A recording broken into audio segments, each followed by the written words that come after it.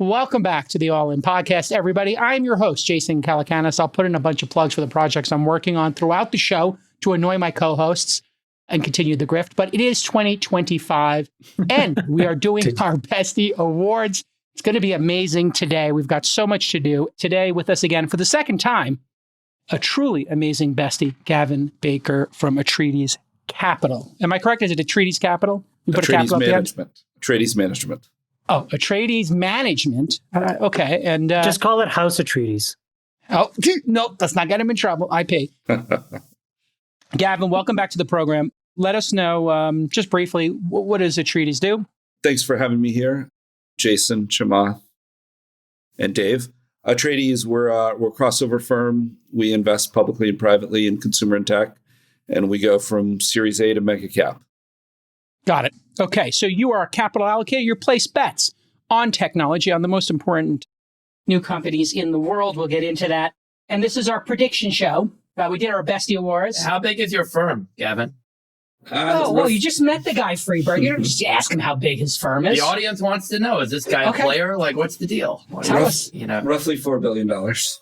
Okay. All right. So that's about half an inch bigger than Chamath. He's really worried now. Not that he's the size queen or anything. Let your winners ride.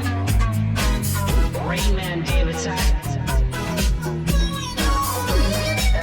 We open source it to the fans, and they've just gone crazy. Love you, besties. We're going to do a really great prediction show today, and we're going to do some super predictions this year. Each bestie gets to make a super prediction or two during the show, and we're going to take those super predictions, Chamath, and we're going to put them on Polymarket. Yes, that's right. If you don't know Polymarket, there's a prediction market where people can place a wager, a bet, an investment in one or the other side, and they're paying us. Is my image good? It feels like it's blurry. It's a little blurry. That's the avalanche coming. And so I guess, is that the MAGA avalanche? What is this avalanche? Is that people streaming across the border? What's the metaphor here, Chamath? Is that the huge orgasm that you're about to lay down in 2025, rocking No, my friend. No. This is a shout out to my friend Ruben Ostlund, who's the director of a bunch of really amazing movies, including the one behind me, Force Measure. There you go. All right. We did an amazing partnership with Polymarket. Freeberg, you want to detail the partnership in some way? I think you helped work on it. Well, we obviously have talked to Shane at Polymarket for some time, and we set up a deal with them where we could put our own markets up on the site. So we're going to talk about a couple of our predictions this year, and then Polymarket will post them up on their site, and people can trade them, obviously ex-US. And we're really excited about it because it'll allow us to kind of track how we're doing and give us the opportunity on an ongoing basis to create markets. So there'll be an all-in section on Polymarket where you can kind of go in and see the all-in market. It's going to be really cool. Awesome. Fantastic. And so we're all wrapping up our ski trip here. Nick, I understand there was some found footage from the bestie skiing. Is that true? Oh, here we go. Look at this. Here I come down the mountain. Gavin, I want you to rate everybody skiing. Here I come. Looking great. There comes Chamath, looking good. And then here comes somebody, I think the technical term Joe Lonsdale does for that third person is a beep, beep. Okay, here we go. And look at this technique coming down. Look at Chamath. Chamath, you really advanced this last season. Look at him cutting those S-turns, Gavin. What do you think? That's great. Listen to me. I made a very strategic decision to stop snowboarding so I could learn to ski with my kids. It is so hard to learn how to do something in your 40s. No, I mean, if you've never done it, but I do appreciate what you and your brother did for me last season. I learned a couple things, so it's been my third there with the Black Bomber. My third season. It was great. I am absolutely amazed at the progress you're making. Freeberg, I'm amazed you made it onto the mountain. You were out there a number of days. You're getting it done. I needed new boots, and I tore my MCL last season, so I'm in. It got really tweaked when I went out there, but I'm good. It was great. I had a lot of fun. I mean, I think Gavin, I skied 4 days. Yeah. You skied 4 days. Okay. I finished my 16th day yesterday, but I took today off just to get prepared here. Yeah, I got 16 days. I do the executive program. Gavin, I go out for an hour and a half to 3 hours, zip, 10 runs, and I'm done. I only ski in the morning. Yeah, that's the way to do it. Same. And at 12:15, have lunch, relax. Get a little work done. You need a healthy mix of après ski and ski. Gavin, how would you compare yourself to what you just witnessed in that video? Your skiing ability, where would you rank yourself? Clearly, it's me, Chamath, Freeberg in that ranking. Where would you live in the ranking? Well, I would say I'd make two observations. First, like I'm in the bottom percentile in terms of natural athleticism, but I Okay, do have many, many thousands of hours skiing, great. and Okay. I would just Oh, wow. leave. I would I just didn't leave it know at that. that. Yes. Oh, okay. wow. Well, then we'll be going out with you next year, new bestie. All right. We got to get to it. We're going to start off with politics, gentlemen. We got to keep this moving because there's so many predictions. We're going to do our 2025 prediction for biggest political winner. Now, last year, well, yeah, I think we got it kind of wrong. Freeberg, you said independent third party in the U.S. And we did see some of that with, the breakout of Robert Kennedy, maybe. Chamath, you said independent centrists. We didn't get there with that one. And I said dark horse presidential candidates. Maybe I get a quarter point Wait, what credit do you- there with Wait, hold on. What do you mean we didn't get there? Independent centrists won the election for MAGA. independent centrists won the election. Really? That's what you believe? Yeah. Okay. I didn't think that it was the independents, but okay. I think independent centrists swung the election for Biden in 2020. And then I think they swung the election for Trump in 2024. Huh. Is that statistically correct, you think, Freeberg? You buy that? Independent centrists did the election, or? Gavin, what do you think? I think it's right. Like I think there were a lot of people, not just centrists, but a lot of people who had been lifelong Democratic voters who voted for Trump. So I do think Trump won the centrists. I mean, Trump won everything, essentially. Yeah, okay. Chamath, who's your prediction for the biggest political winner of 2025? My biggest political winner for 2025 are fiscal conservatives. I think that we are going to test a very important concept in 2025, and I hope it works, which is that of austerity. And the reason why austerity has to work is that the only thing left after austerity is to cut entitlements. And I think that in doing this, we are going to figure out how much waste, fraud, and abuse exists in the United States federal government.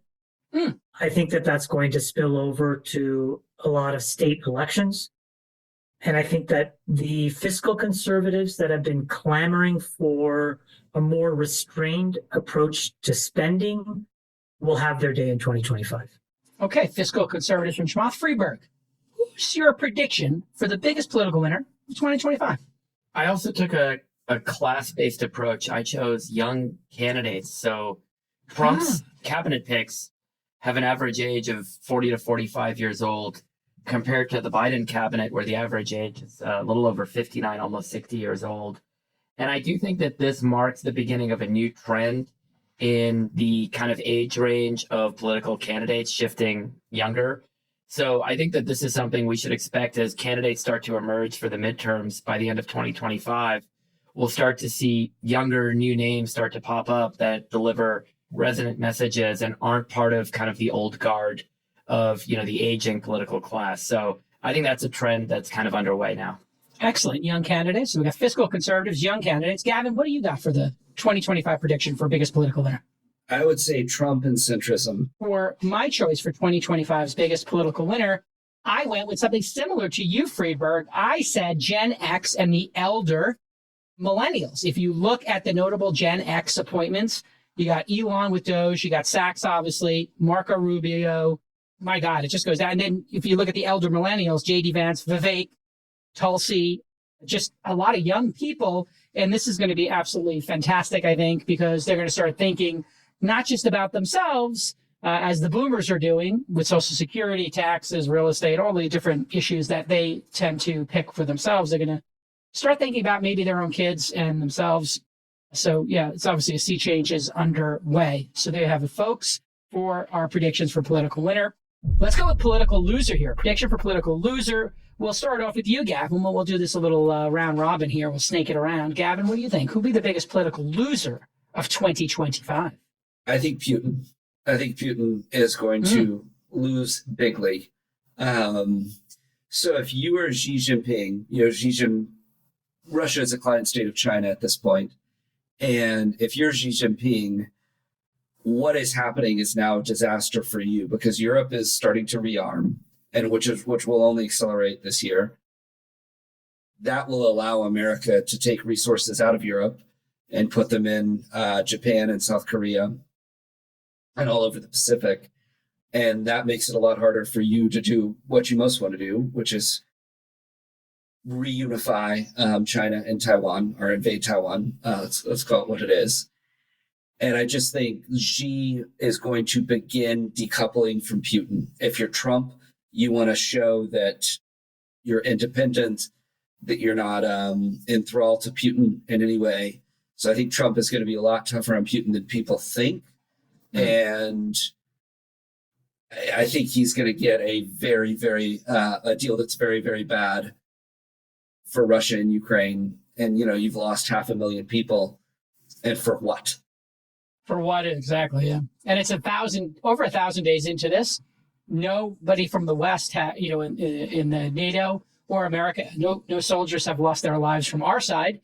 We've just given them weapons, and so it's a humiliating defeat so far for Putin. I agree with you, Freeberg. Your prediction for the biggest political loser of 2025. Freeberg's prediction. I'm going to predict the pro-war neocons who are going to go head-to-head with the JD Vance and Elons and others of the world. And I think that they're going to lose. And I think that there's going to be this kind of big crack in the establishment of this neocon movement that's been very pro-conflict around the world. And we've heard it in the speeches and in the commentary from JD and others. And I think this is going to be the year that it's all going to kind of come to a head. I think they're going to end up on the losing side. Can I take the other side just a little bit? So yeah, I think that's why you're here. Yeah. I think it's right in reality. But I think, Trump said something very interesting about John Bolton. He said the guy was absolutely crazy, but it was awesome having him in the room when you were negotiating deals. Right. Because people looked at this guy looking angry, red in the face, so excited to hit the nuclear button, so excited to go to war. And you ended up with much better deals. Right. So I think you're going to see probably a lot more bellicosity from the Trump administration than anyone expects. And that's just to get a good deal for, between Russia and Ukraine. And then it's to get China to kind of decouple from Russia. So I think in reality, I think you're right, David, but I think there will be a lot of rhetoric that is at odds with what you're saying before you end up being wrecked. We already see it with Canada, with NATO, with Taiwan. There's a lot, we're going to do this or this. The tariffs, obviously, there's just a lot of very aggressive posturing leading up to the negotiations that are hopefully going to get the U.S. good deals. We'll see. Chamath, you have a prediction for your 2025 biggest political loser. Prediction, it's hard to do. The biggest political loser of 2025 is going to be progressivism. So November of last year, right after the election, I flew to London and went up to Oxford and I spoke at the Oxford Union. And very impressive. My speech was a full-throated defense of MAGA, but it was mostly an explanation of MAGA. And it was sort of the antidote to progressive instincts that had been riddling the Western G8 countries and was starting to basically come undone. And when you look at what's about to happen in 2025, in Canada, Justin Trudeau is going to lose massively to Pierre Poilievre. In Germany, AfD looks like they will win. In France, if there's a deadlock and it goes into an election, more than likely Marine Le Pen is going to win. And then in the UK, where you see this unfolding child rape scandal where allegedly upwards of hundreds of thousands of young girls over the course of 20 plus years were being raped by organizations of Pakistani Muslim men who were then not prosecuted for fears of stoking Islamophobia, as it turns out, by the current Prime Minister Keir Starmer. And if all of that comes to pass in the UK, I think you're going to see the Labour government fall, and I think you're going to see Nigel Farage win. So what do all of these countries look like by the end of 25? It's very much a repudiation of this class-based identity politics. And I think that has enormous ripple effects all throughout the world. And so I think the biggest political loser for 2025, I think, stands to be progressivism, quote unquote, what we labeled progressivism. I took something very similar. I said the racist vocal minority of each one of these parties. And there's a little bit of this on either side. You have DEI on one side, And then you just have outright racism on the other side. And it's probably 5% of MAGA and 5% of the left. And just to recap last year's political predictions, for 2024, our predictions for political loser was, I said Netanyahu, Freeberg, you said Ukraine, and Chamath, you said the Koch family, the GOP Nailed donors. that one. I nailed that one. Freeberg, any thoughts on last year's? Or anything Who to add on lost this? on the Republican side more than the Koch family, do you think? I mean, explain for the audience who maybe aren't as deep into it. Well, I think essentially 2024 was the end of the Republican Party as we knew it. And I think what stands in its place is what I would call the MAGA reflection of a coalition of people that will be housed under the label of Republicanism, which is to say that these folks aren't necessarily Republicans. These folks are believers of the MAGA philosophy. They're just using the Republican vessel in order to run their candidates and get elected. And in that overturning of the status quo, what you had was this one family who was at the center for the last few decades of political machinery that essentially decided candidates, that it decided agenda, that it decided policy, and that was the Koch family. And they spent an enormous amount of money to get that, which they stood up, frankly, literally the day after Citizens United happened in the Supreme Court.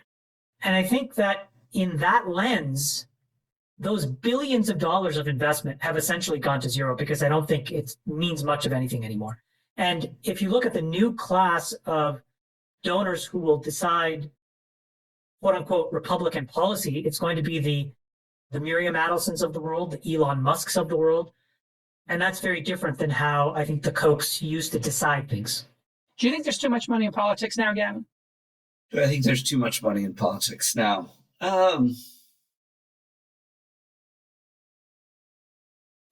It's a good question. You know, I might feel very, very differently if I didn't agree so profoundly with the largest donor in this political cycle. Yeah. I would say the reality is like the money, as long as the money raised on each side is roughly equivalent, I don't think it really matters. That would be my take. You just want some equivalence. That's all. All right, let's do our 2025 predictions for biggest business winner. Freeberg, why don't you start us off? Biggest business winner for 2025. What's your prediction? So I feel like we're at a really interesting inflection point that is going to make 2025 the year of autonomous hardware or robotics. If 2024 was the year of kind of compute build out and the rollout of AI systems in software, I think 2025 will be the year of the robot. You know, there's a company we just placed an order today, actually, out of China called Unitree. Gavin, have you looked at this company? Yeah, it's pretty wild, actually. It's an incredible business, incredible product. So their GO2 robot is $1,600, has an API. Here it is. You can run a payload on it. It's got LiDAR on it. It's got kind of intelligence guidance systems on it. This is the robot system that was used on some of those videos we looked at earlier this year where there were machine guns mounted to the back, and it was basically a new kind of field soldier. It's an autonomous field soldier, but really you can use it in scientific applications. We're looking at using them in our on our test farms where it can wander the farm and take images and report data back to us. And it's such a low cost at like less than $3,000. You can do some incredible things with it. So this business just raised a couple $100 million last month from mostly Chinese investors. It's a Chinese company. And I think that there's going to be, you know, other similar type businesses. You know, it kind of takes a long time for things to work, and then all of a sudden they happen faster than you could have ever imagined. I think this is going to be the year where we're all going to look at humanoid robots and autonomous systems and be like, oh my God, I can't believe this is here. So this could be the year What of a the big good rollout. choice. It's such a great, strong choice for the biggest winner. And I think the quote you're looking for is, how did you go bankrupt? Slowly and then all at once. That's how these technology changes. And man, I would love to have one of these for the ranch to just run around and do the perimeter security. Sorry, Nick, pull up you guys got to watch this if you haven't seen it. Nick, find the video of the GO2 with the wheels on it, managing terrain. Oh, yes. And everyone thought this was a BS video, that it was like CGI, wasn't real, it was AI generated. But like, this thing is just incredible. Here it is. This is a real video of this thing. Yeah. And it could Google- learn from an LLM too, right? Like a large language model Look at this could thing. teach it how to do something. Yeah. Gavin, is this real? Like, Yeah, what's it's your sense of absolutely this? real. Yeah. Yeah. I want to get the G1, which is their humanoid robot. Yeah. So pull up the humanoid. It's really cool. And It's a little more expensive. $16,000. Yeah, but Yeah. I mean, $16,000 is the cost of a used Prius. Let's be honest. That's in spitting distance of being affordable So for here's the the middle G1. class. Look at this thing. 16 grand. And this thing, you can basically command it to do things for you in your house. Or in your factory, or Can in you your fit- workplace. Oh, come on. I knew you would do it. Oh, come Leave it on. in. I was going to say maybe we could get a poker dealer. Maybe Bo, I wonder if this thing could deal Do you guys cards or open remember? wine. Do you guys remember that robot that was on stage for our All In holiday Yes, the spectacular? That X1. company? 1X? So my X. brother made an observation. He said, as soon as that robot came out, it's like everyone just wanted to abuse it. He's like, humans have this very interesting nature where like the robot emerges and all that humans want to do is like hurt the robot. It's like a very Yes. strange revelation bullies. of human behavior. Yeah, like it's like, oh, here's something I can dominate. Here's something I can tell it Well, what that's to because do we're and so control threatened it. by it. We want to make sure that we're the top of the species here, and it doesn't feel like it's going to be for much longer. I mean, these things will kick our ass pretty soon. Yeah. Anyway, these things are amazing. I think this is going to be the year of the I robots. love That's it. my But, prediction. Year of the Yeah. Robots is your prediction. I love it. Gavin, what do you got? profoundly agree. I think Year of the Robots, inclusive of FSD. I think FSD works today, and it's gonna cross into mainstream adoption. Where I already notice, particularly if I'm taking an Uber late at night, I really, really prefer to have a Tesla. Just sometimes you get an Uber driver who's tired, and I just feel a lot safer if they have the FSD running. And then obviously using it for yourself is amazing. But I think it's going to continue compounding at an accelerating rate. I think in a lot of ways, what I'd say broadly is, I think for a while, it's going to be big businesses are winners, big businesses that use AI thoughtfully. And the reason is that with what is happening, what O3 showed us, OpenAI's new model, a combination of reasoning and test time compute.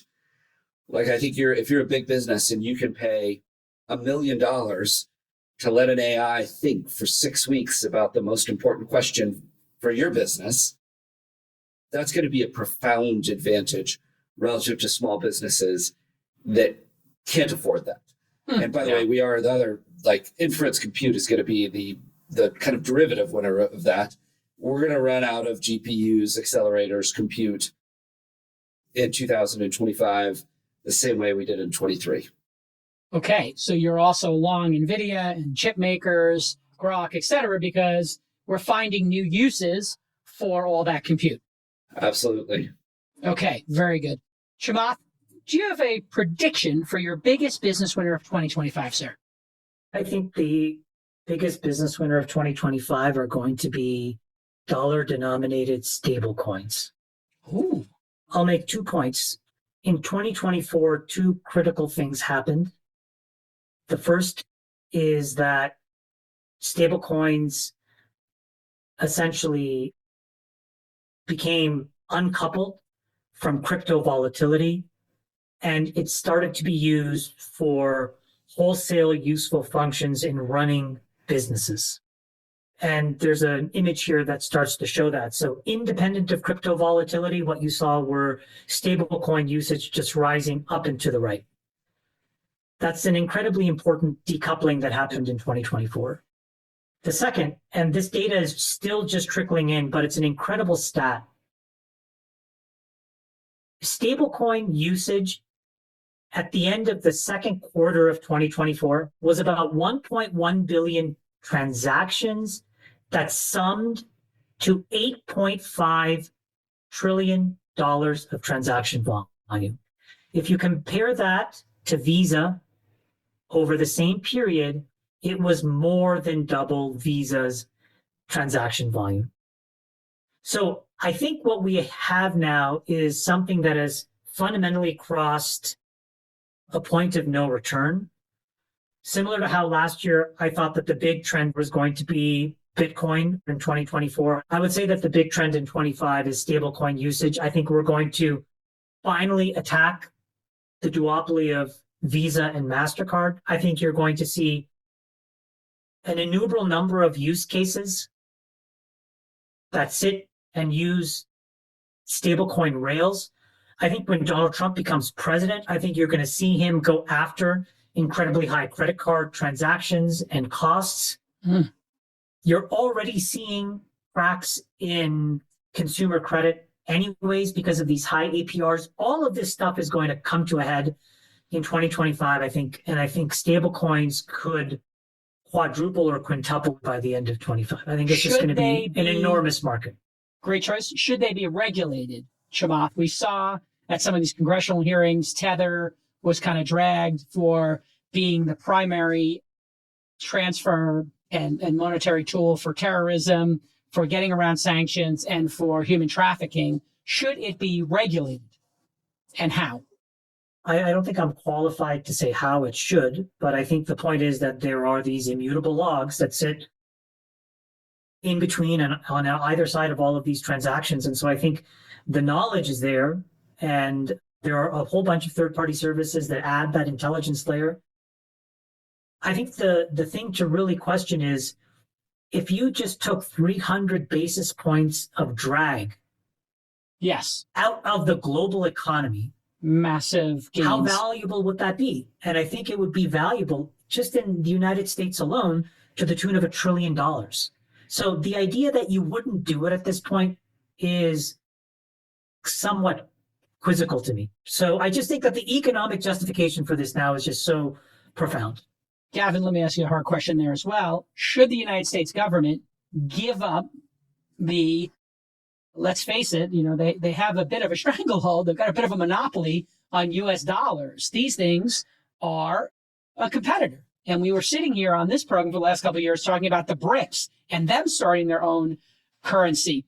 Aren't these in some ways similar to that? And they would take people off the USD standard. How do you look at that? Because that is the criticism that some people in power have put forward. I do think that they might be very good for the world, but I do think they would be very bad for America if they replaced, if some constellation of stablecoins became the new reserve currency. It is such an advantage to be able to borrow in your own currency and to give that up lightly. That means you control you control the real size of your debt at all times. Oh wow, we have a big debt. I mean, this is a little bit like what we just did. Let's just let inflation run hot, and oh wow, that debt's a lot smaller than it was. Effectively. So I think it would be a big mistake. Freeberg, you have any thoughts on it? We've been talking about currency here and a whole bunch over the last couple of years. Any thoughts on stablecoins and just the monopoly we have on it? I don't know enough about stablecoins. Well, that'll be one of our big topics for the year. And we should definitely invite Jeremy Allaire from USD on, or USDC. Jeremy Allaire, I mentioned, by the way, that I had this small little product that I exposed to the world, which is just our research. And we sit it on top of Substack. Again, the tools aren't very good. And we use Stripe. And Jeremy reached out to me and he's like, I'll just rebuild all of your payment rails on using US dollar stablecoins. And it's a no-brainer because I'm spending hundreds of thousands of dollars in transaction costs that now I can just save and use to hire somebody else or just pay the team more. And so I just you're think paying 10% to Substack and the 3%, if it's obvious for me, it's obvious for everybody else. All right, my biggest business winner prediction for 2025 is Tesla and Google. I think this is going to be the year of AI and robotics, obviously. But I am just absolutely amazed at the comeback that Google has made with AI, and I'm absolutely in awe of what Elon did with Colossus. If those of you don't know, Jensen Huang, Michael Dell, they all obviously participated in building out XAI, and they were shocked. They couldn't believe that they stood up 100,000 GPUs in under 45 days, was it, Gavin? Yeah. Something in that neighborhood. Yeah. It was a tremendous effort. And But that's not Tesla, right? Is that Tesla? Well, Elon, Tesla, XAI, and Google, that cohort who are investing heavily in AI, those two specifically, those three names, I think, are going to be the biggest winners next year. They're going to come out with some things that people didn't anticipate. I don't think people are anticipating what Google's going to come out with, because Gemini deep research, I keep telling people this and I'm using the app, is so impressive. Drop what you're doing right now, pause the podcast, download Gemini, and just start playing with deep research on your desktop. Pay the $20 for it. It is mind-blowing. It blows anything else in the market out of the water, period, full stop. It is a step function higher. All right, I'll just leave it at that. Jason, shouldn't you just going with the vibe of the podcast? Shouldn't you explain what it is? Sorry. Okay, so what it does is... Good call. Good call. Yeah. If you wanted to create a model, let's say, and I did this, where I said, hey, make me a model based upon what it would take to replace all the cars and trips in the United States with full self-driving cars. What would that cost to do? And if you ask that to ChatGPT or Grok or, Claude, it's going to give you a decent answer. What deep research does is it goes and it figures out what the subcomponents of each of those questions would be, and then it fires off multiple threads. And then it searches the web in real time, which Google is extremely good at. And then it summarizes it, gives citations, and it produces a report that looks like something that Gartner Group, McKinsey, Boston Consulting Group would have spent, 30 days on, Gavin, and $1 million, $500,000. It's fucking bonkers how good this is. But the amount of compute it takes is extraordinary. That's why ChatGPT released something similar that's $200 a month, the O1 Pro, I think they call it. And then this one is like $20 from Gemini. Anyway, given what Google has access to, YouTube, your G Drive, your Google Docs, etc., your Gmail, it's going to do things that you wouldn't anticipate. Like if you were asking this question, it might look in your Gmail for possibilities to answer those questions, or YouTube videos of channels you subscribe to.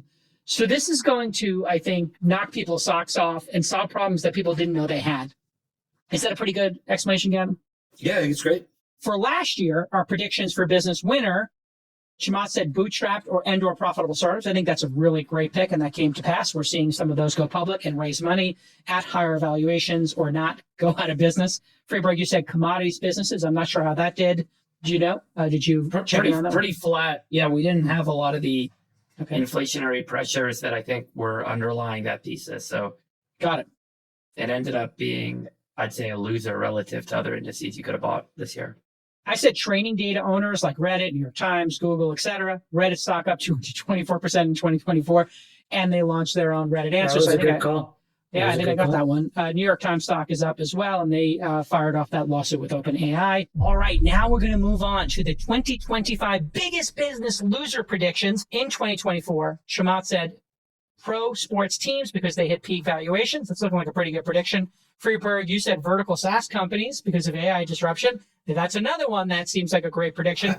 I said smartphone manufacturers. Apple stock was up 30% in 2024, but I think we've all seen that these smartphones aren't advancing and people are taking their times. The sales of those are down, services are up. I would take the other side on pro sports teams. It feels like that market is about to be institutionalized, and funds are going to start buying pro sports teams. Okay. That ultimately capital markets have way more resources than kind of the wealthy individuals who've done it to date. So I just think it's the amount of money that can go after pro sports teams is about to, 10x, 100x. No, I think you're totally right. The reason I said that last year was it was pretty clear to me at the time, and the NBA was the canary in the coal mine, that there was a viewership problem in professional sports. And specifically in the NBA, the game has devolved into essentially rebounds and dunks or three-pointers. And the issue with that is that it becomes just meaningfully less interesting to watch. At the same time, because of the fact that the TV deals are really what determines the discounted value of these sports franchises, the TV deal was so enormous that it creates no reliable rivalries anymore, because people will hopscotch teams almost every year because the compensation that they can get is just so obscene, quite honestly. And I think what happens is sports will have a decent run until the next TV deals get done. And I think if you, for example, take pharma ads outside of TV, so like that pool shrinks. If you have less viewership, and so you can sell the remaining ads less effectively because there's just fewer of them, and then there's fewer buyers and it shrinks yet again, then the dollar pool that the television networks and the streamers are going to be willing to pay for sports will go down.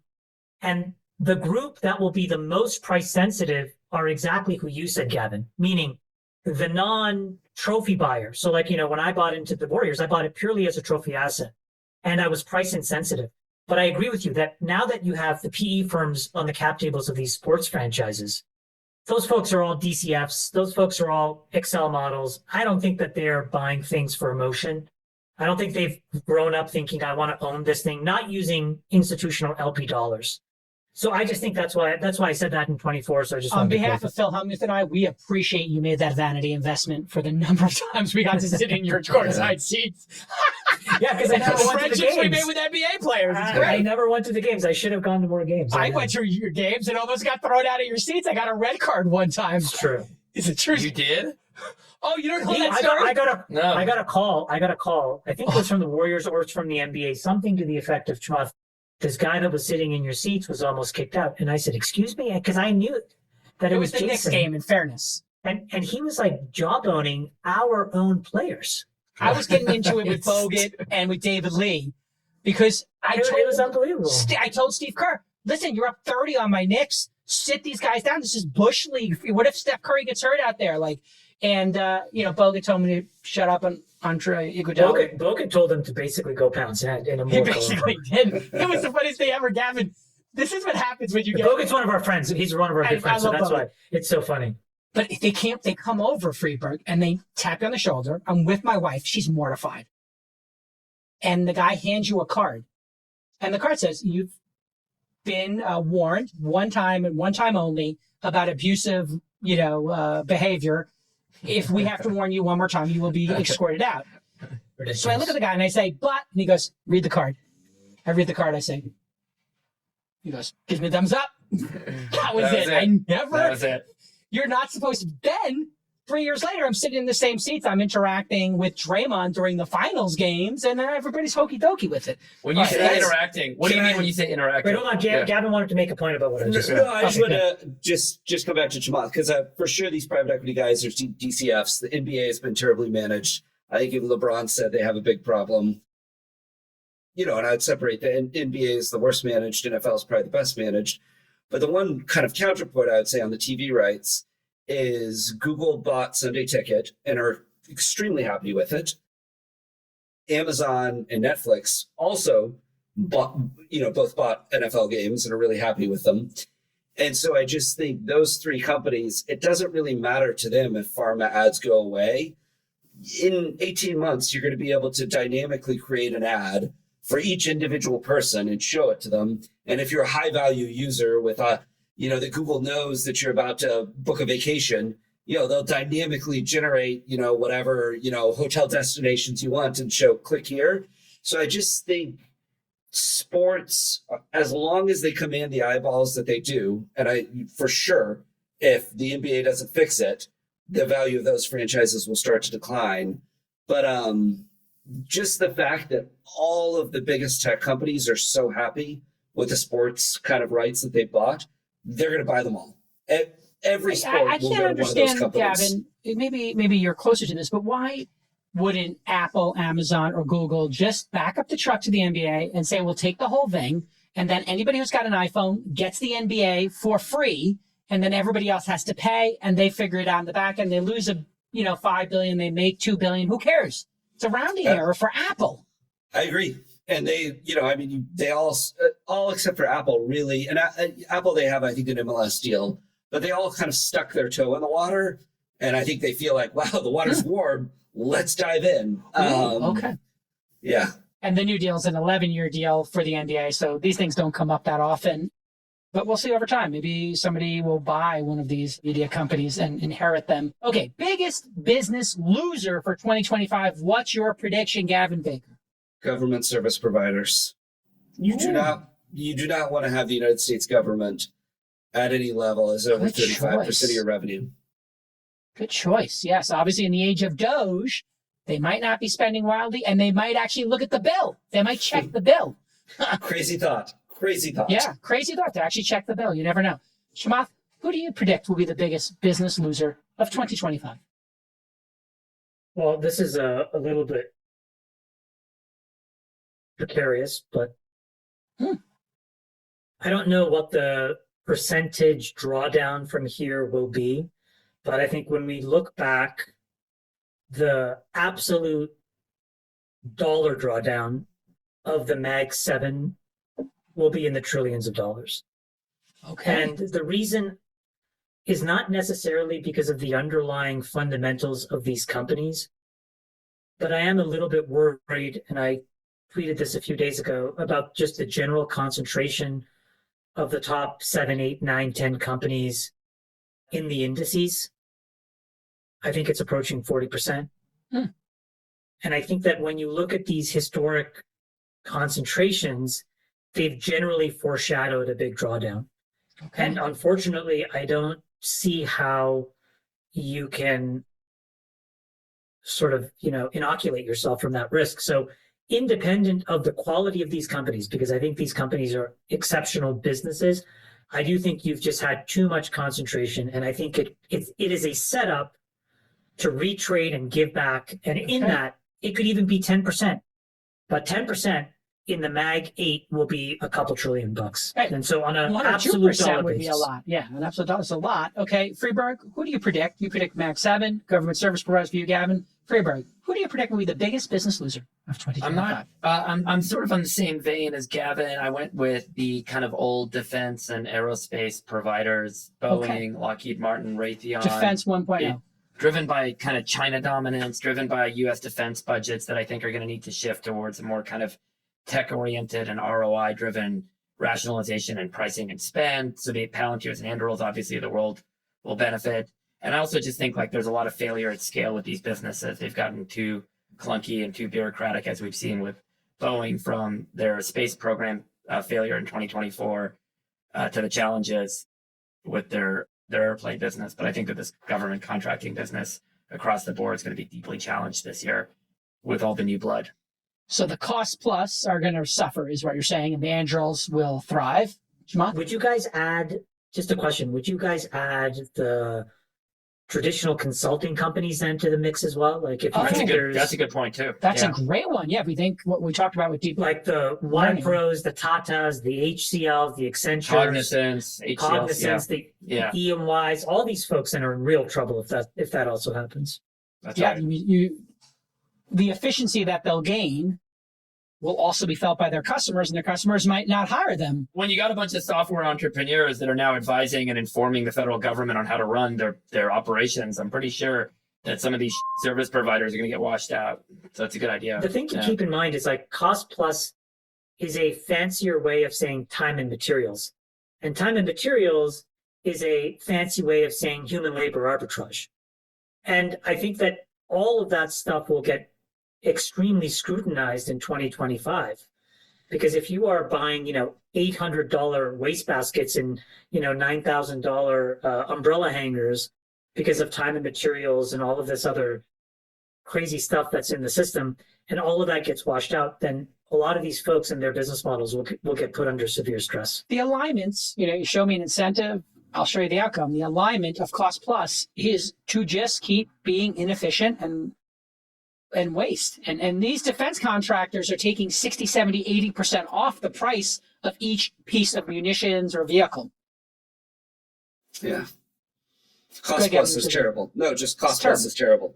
That's all right. For my biggest business loser prediction, I had to go through a lot of the people I've criticized. I even started fights with over the past year. Commercial real estate came to mind because these leases are going to keep coming up. And I think they kick the can down the road a little bit. So I started there. Then I looked at MicroStrategies, and that made no sense to me that they were trading at 2, 3, 4 times the book value of their Bitcoin. And I think that's not sustainable. I looked at Truth Social, which is like doing $4 or $5 million in revenue and is valued at $7 billion. That makes absolute no logical sense. But I think the one that is the most overpriced of all of this, and I think is going to see their peak valuation, is OpenAI. I think the headwinds for OpenAI are being absolutely underappreciated. Like I said before in my previous prediction, Google is kicking ass. XAI is just getting started and building out so much big iron. Microsoft was basically on another podcast, almost like laughing at OpenAI for selling them the source code and that they didn't even need OpenAI anymore because they had it all. They don't need them and they own all the big iron.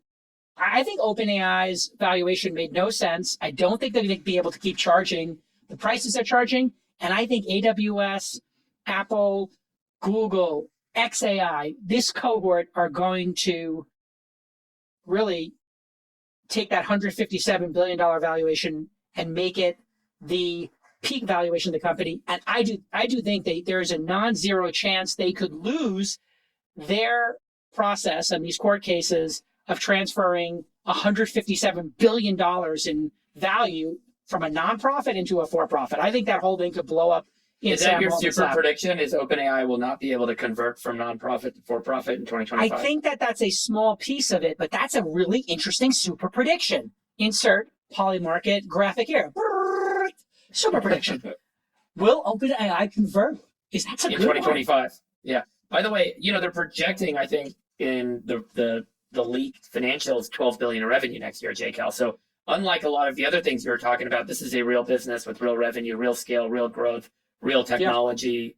Yeah. It's a little bit distinct from kind of being a meme stock or being a... Exactly. That's why I'm picking it, because I think it's easy to pick a meme stock. It's harder to pick a real company. But I do think that revenue, which, a lot of it is consumer and a lot of it is developers. The developers I know all want to do open source. They don't want to have to be beholden to OpenAI and Sam Altman. They would much rather, and they're already sending their queries across multiple different stacks and trying different ones. I don't think there's any loyalty to OpenAI or Gemini or any of these services. I think they'll just go with eventually open source in many cases. So anyway, that's my thought on OpenAI. 2025, biggest business deal. What do you got, Chamath? What's your biggest business deal for 2025 prediction, Chamath? What do you got? You said Starlink to go public last year. That hasn't happened yet. That one.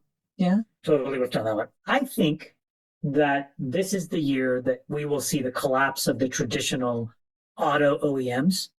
Oh. And I think that the deal that happened at the end of 2024 with Honda and Nissan, I think is a bit of a signal to what the industry has to do, which is to go through a massive wave of consolidation.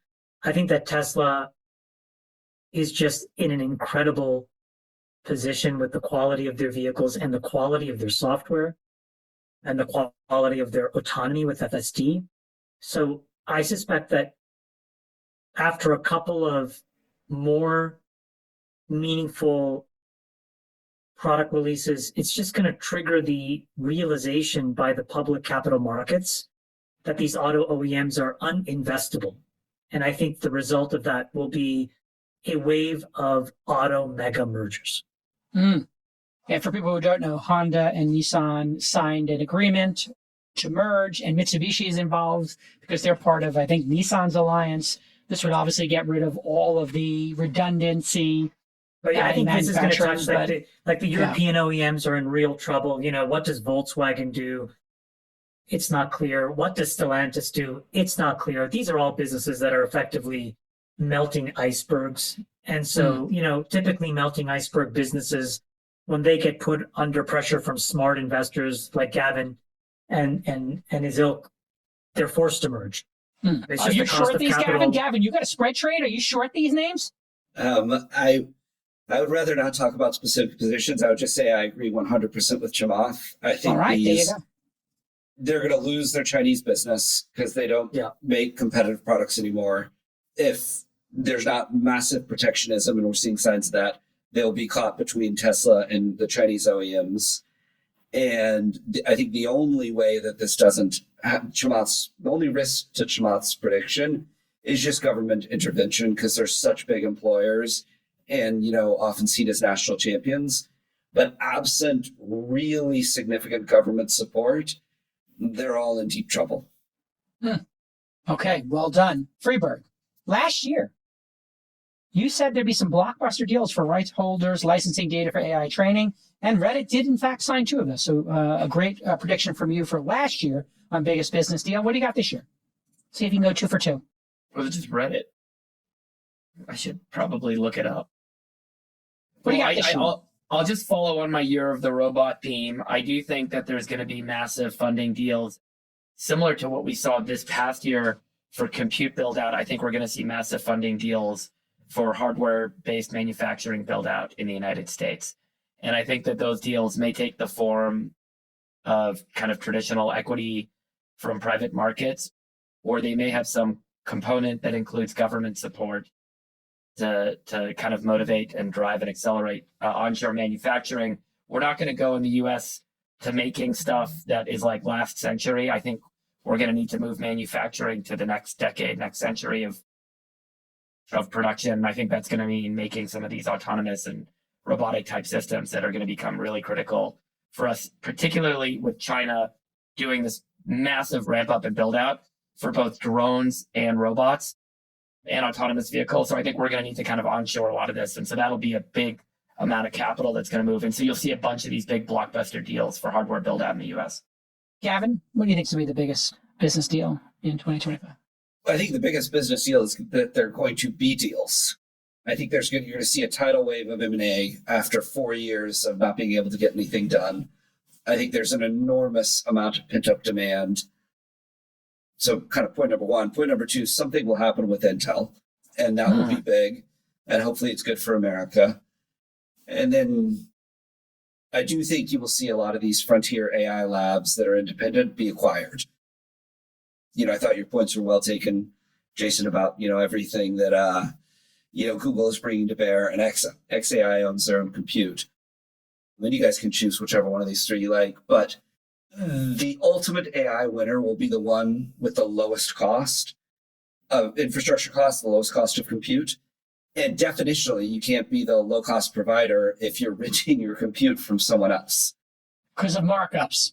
Yeah, because there's a markup. If you're buying your compute from Azure or AWS or Google, you are at a disadvantage relative to their internal services over time. So the full stack wins. Great prediction for me. Last year, my prediction was that ByteDance would go public or TikTok would get divested or some version of this. We are but 18 days away from figuring out if the Supreme Court will do just that. My prediction for this year, I was looking at all the media companies, gentlemen. There were so many possibilities there. Warner Brothers, we talked about Apple and Disney, a couple of years ago. But I think the age of autonomy is here. And I think there is going to be some partnerships that will happen between Amazon, DoorDash, Uber, Tesla, Waymo, and that cohort. And I would not be surprised to see Tesla could buy Uber right now for but 10% of its market cap. And Waymo could spin out and partner with Uber. Amazon could buy DoorDash fairly easily. And with the wrath of Khan being over, the wrath of Lena Khan being over, Gavin, it is possible that mega deals like these could go through.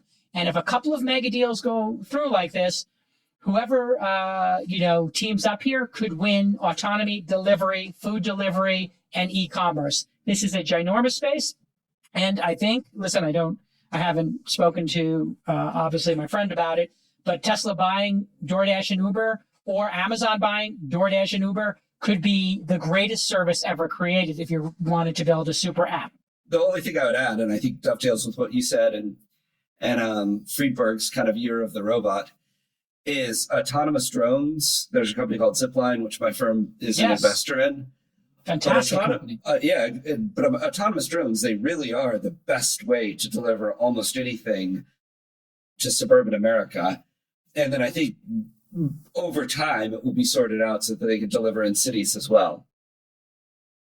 So I just think that might be a little bit of a wild card for some of these delivery services. Well, and Amazon in, I believe it's Texas, is actually doing these now. They've got 60,000 SKUs, is my understanding, already being delivered, and they just drop it in your backyard, and it's there in 45 minutes. Well, we talked about this like 2 weeks ago.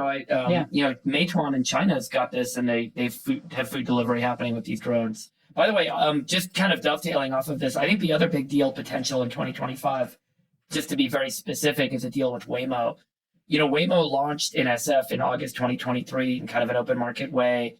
Uber and Lyft were 66 and 34% market share at the time. And in 15 months, in November of 2024, Waymo is now at 22% market share of rides in SF. which is the same as Lyft, and Uber is now down to 55. So Waymo ate into both Uber and Lyft's market share by on the order of 12 points in just 15 months. And now they're launching in LA, in Austin, all over the country. They're already in Phoenix. So I think you could see a massive, and by the way, they also just moved the hardware platform over to a new device that's supposedly going to bring the CapEx significantly down for new launches. So you'll see much improved ROIC metrics, which means that there's a much kind of more efficient way to use capital to scale. So the system works. It is scaling. They're opening up in new markets. You could see something happen with Waymo this year that could either be something like a massive financing, an IPO, or a merger or acquisition with one of the big ride-sharing companies. I don't know if that makes as much strategic sense as I've thought about it a little bit, but I do think you could see a big deal with Waymo. This company is, if you guys have not been in a Waymo, I think we all talked about this, but it's an incredible experience. And everyone I know of every age group that has been for a ride in Waymo comes out of it saying that is the future. This is going to absolutely dominate how I'm going to get around. Clearly, when it's I'm in the future. urban Most areas. people say it's slow right now and monotonous, and they don't like it. But because it does take weird routes, but that'll be fixed over time, obviously. Totally. And just in case anybody thinks I'm talking my book here, I have exposure to almost all these companies in a significant way because I believe in the entire space. 1.5% of rides in the U.S. and globally, it's less than 1% are done by ride sharing. The TAM is going to go to 20% in a very short period of time, and it's going to be across the board. There's going to be a lot of winners here. And to my favorite, Uber, obviously, they have deals with 8 people, and it's a global market. BYD produces cars for half the price of any other car manufacturer, and they have full self-driving, and it's pretty darn good from what I understand. So this is going to be a global competition, and that means if you want to win that global competition, something like Uber and DoorDash, Waymo, Amazon, BYD, you're going to see some interesting partnerships happen very quickly, I believe, because there's so much at stake. All right. Any final thoughts on biggest business deals? I think I maybe have a good one here.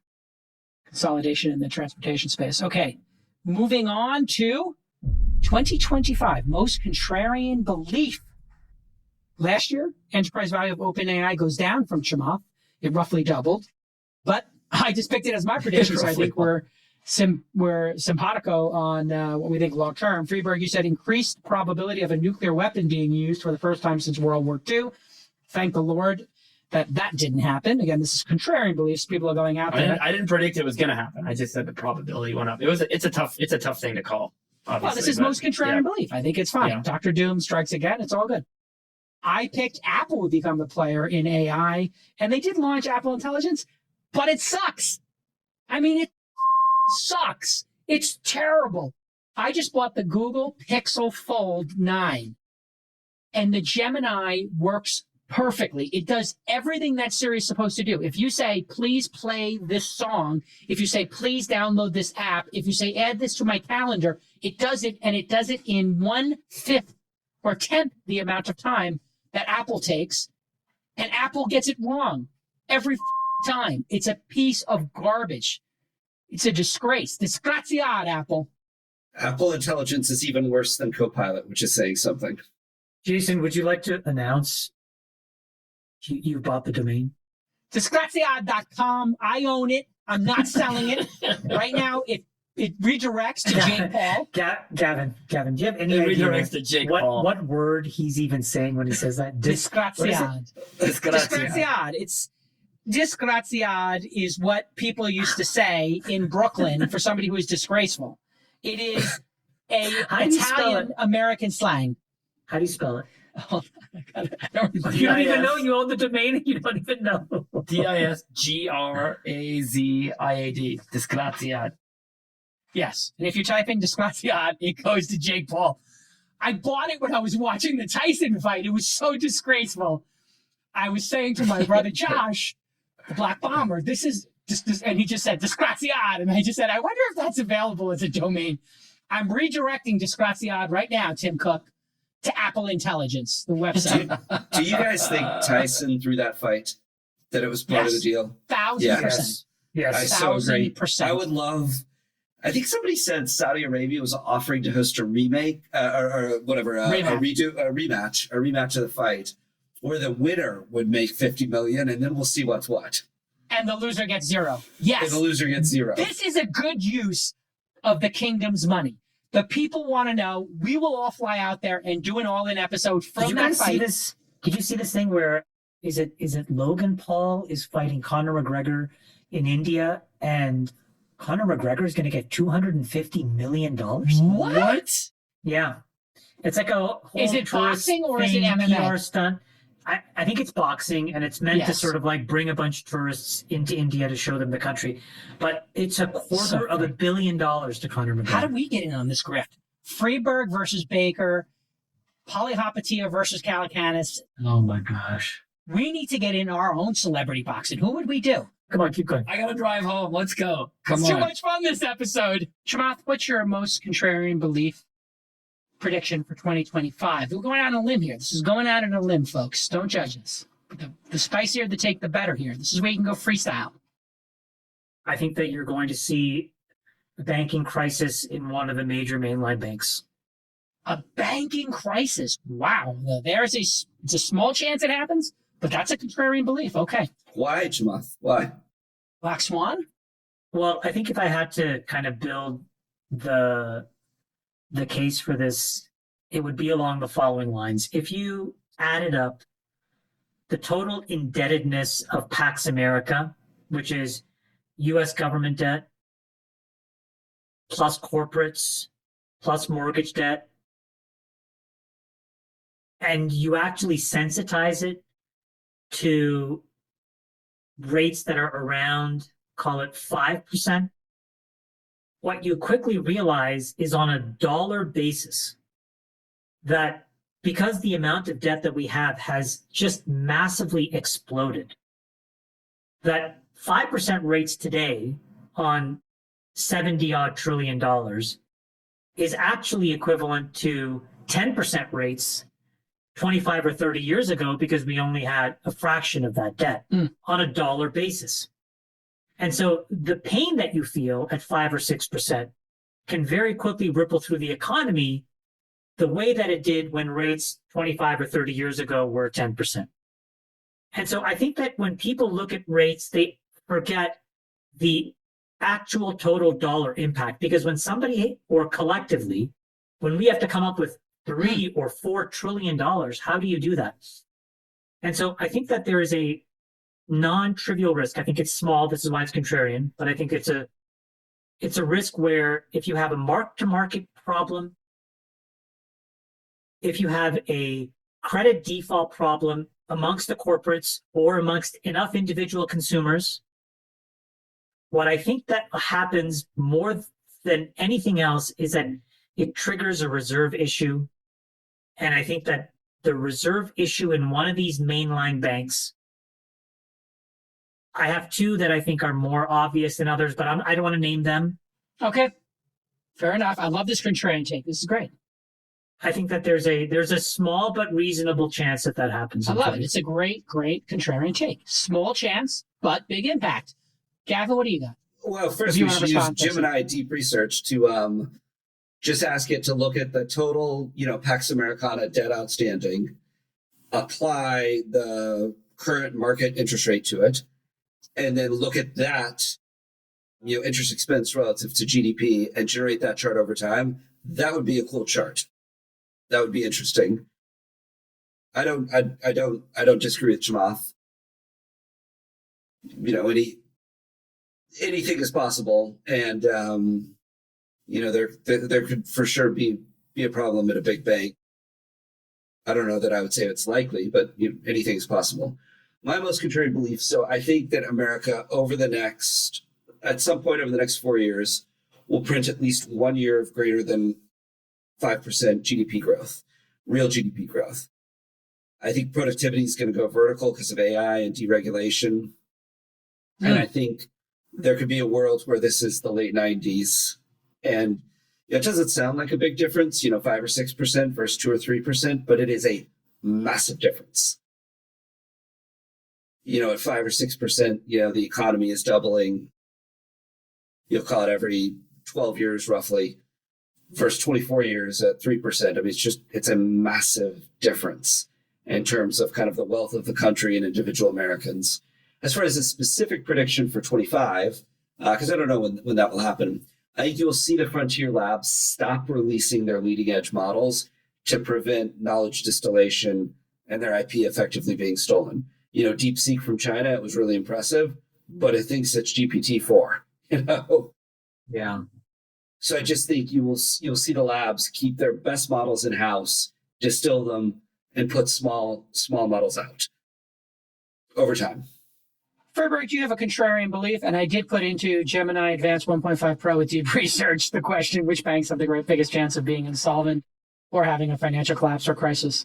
So it's doing its research right now. It'll be done in about 10 minutes, I think, which gives you an idea of how much research it does. It's nuts. Freiberg, what do you got? I think that the party line is that socialism was defeated in this election cycle, and that there was a resounding kind of vote from the American populace against socialism. And I actually think my contrarian belief is that we'll see a dramatic rise in socialist movements in 2025 in the United States. Okay. And I think that we are going to see, as Gavin pointed out, an acceleration of progress. We're going to see an unleashing of economic growth because of deregulation and AI. But I do think that some markets, we've also talked about the downfall of U.S. auto manufacturing and some other industries. There's going to be a real significant shift in 2025. Some industries and some companies are going to be huge winners, and some companies are going to be huge losers. There's going to be some parts of the economy that are going to be big winners and some parts of the economy that are going to be big losers. When you have this sort of a change this fast, there are often large contingents of people that are left behind. And when that happens, I do think that the socialist policies and the socialist movements gain steam. When Perón came to power in Argentina in the mid-1940s, that country was experiencing 8% GDP growth, to Gavin's point about accelerating growth. Growth does not mean that it benefits everyone equally. And I think that some folks will see people go from being billionaires to 100 billionaires to the world's first trillionaire. And it will also start to fuel this rise. So I think that we will see an increase in the breadth and depth of socialist movements in the United States.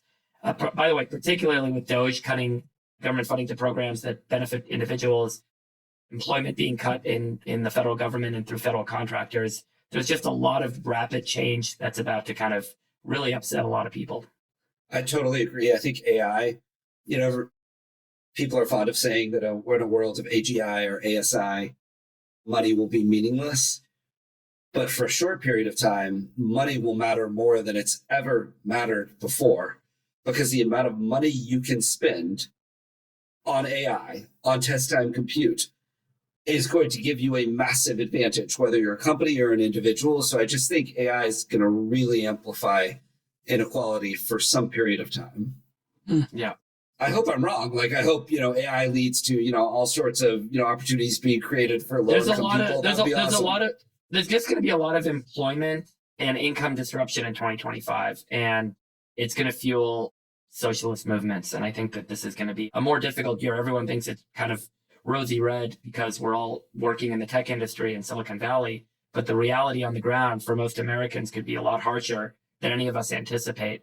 And that could make for a very difficult political environment and social environment. This is a great contrarian prediction, Freiberg. I would build on it that I don't think this is just going to hit blue collar. I am seeing in the venture industry and in entrepreneurs all over the place, people who are super qualified, who had six-figure salaries, even to mid-six-figure salaries, not be able to find work or not find work at previous compensation levels. Why? Because people are doing more with less. It's much better to invest and do deep research and AI and automate stuff or deprecate stuff or delegate stuff to other regions than to hire Americans in some cases. And that philosophy that's happening isn't just going to hit truck drivers. It's going to hit developers, potentially designers, writers, Sorry, what is the marketers, project contrarian part of managers. what you guys are saying? What's the contrarian part? Socialism is going to Socialism rise. on the rise. I think it's pretty interesting. Because I think You don't think it's contrarian? You think it's obvious? I think the party line has been that socialism was getting knocked back this year with this election cycle, and it was a mandate against socialism and some of the socialist policies that were being put forth. And I think that the contrarian view is that we're actually got this really wrong, and socialism is going to be on a big rise. But just to build on what you said earlier, wokeism and progressivism will decouple from socialism. I think wokeism and progressivism will be on a declining trend, but socialism in terms of the government, Like policies, you having guys more are of a saying. role. Yeah, yeah. I think Why that's an don't we interesting have idea. why don't we have universal health care? Why don't we have pre-K or, in every state? And, these kind of things, I think Americans are right to ask those questions. Now, other behaviors are obviously abhorrent, but you do have the right to ask why we can't figure this out and why our government has failed us in something as basic as, providing after-school programs or universal health care or universal child care. These things are easy to do. And when you see everybody getting rich and the polarization of wealth, I can understand people saying, why don't we have these basic things when other countries have them? It's a But reasonable Jason, thought. you're making the assumptive statement that these things are easy to do, which was what was said about education. It's like, let's give everyone access to college education with the federal student loan programs. And what happened was when we introduced those programs, those schools started to charge more and the tuition went up every year. And eventually the cost of education inflated away from the benefit you were getting from it. And this has happened universally in healthcare. It has happened in housing. It has happened in education. It has happened in every market where the United States, where the government has stepped in to provide capital to support that market, that the market basically no longer operates in a free way. I appreciate the challenge to it, and I'll explain to you why I believe it's easy. If you just put this down to the states and you make it more competitive, I think you solve the problem. If you introduce school vouchers and you create competition, if you take universal health care and maybe you run some experiments where different states get that money from the federal government and let them run 50 different experiments, I think we could actually solve some of these problems. But you're correct. Anything that the federal government does, it eventually becomes corrupt and inefficient. My most contrarian belief was OpenAI loses its lead, loses its nonprofit to for-profit transition, and becomes the number 4 player in AI. The total collapse of OpenAI is my most contrarian prediction for 2020. That's a good one. The total collapse Just of OpenAI. doubling and tripling down. Hey man, I'm trying to make this spicy. It's a spicy category. Let's do I it. got it. Yeah. I got it. I love Sam Altman. I think he's great. Jeff Bezos could still run for president, Jake Hall. Maybe he's great. I don't know. Everybody who, all his friends left the company, maybe he's great. Maybe he's a stand-up guy. I mean, everybody quit, but maybe he's... Gavin, maybe he's a good guy. are you familiar with Jake Hall's prediction that Jeff Bezos was going to run for president? That was my No, favorite. I was predicting I wanted him to. I wanted him to. And he bought Washington Post, and he quit the Amazon job, and he bought a house in Washington, D.C., and he went down to Mar-a-Lago. Don't be surprised if Bezos, after he gets through his midlife crisis and going to Coachella and partying and having a great time, which he deserves, if he comes back and says, you know what, I want to serve my country. I still You think stand he's by going to that sell the contrarian Washington belief. Post, or do you think he's going to hold on to it? Well, let's stick with that one because that's one of super my prediction. predictions. Jeff Bezos will sell the Washington Post in 2025. That's a good poly market. Yeah, sell it to Kara Swisher. Sell it to Karen Swisher. Yeah, they'll run it right into the ground. They'll double down. Okay. Best performing asset. Everybody loves this one. Best performing asset. Hey, you can put a price on this. Best performing asset last year. Chamath did a spread trade. He was long public tech stocks, short private, late stage tech stock index. NASDAQ top 100 tech stock ETF was up 10% in 2024. Freeberg, you went with your uranium ETF, not Uranus, uranium ETF. And URA was down 1% in 2024. I know. Sideways. You know what? I looked at the components of that ETF last week when we were preparing for this. Mm-hmm. It has absolute junk in it. Like it was not the right way to kind of trade uranium. But anyway, that was my outcome for the year. I went with the on-demand economy with Uber, Airbnb, and DoorDash. Uber was up 30%, but now it's only up 3% with the robo-taxi headwind. Airbnb is basically flat. And DoorDash up big, 74%. Shout out to Stanley Tang. Great job to the team over there. So Chamath, get your flowers there. Let's do our best performing asset. Let's let our guests go first. Gavin, what will be the best performing asset of 2025? I think the companies that make high bandwidth memory. Going back to we're gonna run out of compute. It's actually a pretty shocking stat. High bandwidth memory is a bigger part of NVIDIA's COGS on GPUs than Taiwan Semi is. And today there's 2 companies that can make it, Hynix and Micron. We'll see if Samsung gets their act together. But HBM memory, it's in NVIDIA GPUs, AMD GPUs, Amazon Trainiums, and particularly in a world of test time compute and inference, being so important, high bandwidth memory is arguably more important than it ever was, and it's been sold out for the last 2 years. So high bandwidth memory would be my pick. Okay. Good pick. Great pick, in fact. What do you got, Chamath? So let me preface this by saying that this is a pick that 92 times out of 100 goes to absolute zero. Okay. And 6 out of the remaining 8 times you make 10x your money. And then the final 2 times you make anywhere between 100 to 1,000 extra money. Okay. Sounds like Bitcoin. Okay, so this is a loser trade. Okay. But I would be long CDS. So what am I buying? I am buying insurance. I'm buying insurance using credit default swaps. I'm buying what's called protection, that there is no default event in 2025. Again, I'm not going to tell you which companies or what maturities, but just the general idea for me is I would like a little bit of an insurance policy in 2025 so that the men and the women that we have voted in have the chance to do their work in peace. I think that there is a small chance of some volatility next year. I hope it doesn't happen. I hope that this trade, like I said, 92 times out of 100 loses money. I hope it loses money. But if it hits, it will be the best performing asset of 2025. It will be the equivalent of Ackman buying CDS right at the beginning of the COVID crisis. How does one buy those? You have to have an ISDA. You talk to the big investment banks, and they'll price it out for you. But again, I just want to be clear. This is not something I think will happen. It's not something I want to happen. But I do think that if you look back in terms of just the tonnage of dollars you can make and the massive risk asymmetry that it presents to you, when you look at the concentration of the S&P, when you look at just the total gross amount of debt that we have, when you look at rates spiking, all of these things say having a little insurance may not be a bad thing. So I hope I'm Gavin, you're completely nodding. wrong. Gavin, you're nodding? You want to answer No, that? I was just thinking. I mean, if Chamath's prediction of a bank failure is true, you absolutely want to own CDS. Yeah, I mean, you'll forget 100x, you'll 1,000x, 10,000x. What do you got, Freeberg? So I went with Chinese tech stocks, Chinese tech ETFs. Wow. I think that the market, everyone's kind of dumped Chinese tech stocks over the last couple of years. Everyone's taken this isolationary stance on positioning portfolios and saying, hey, we can't do business with China, it's over.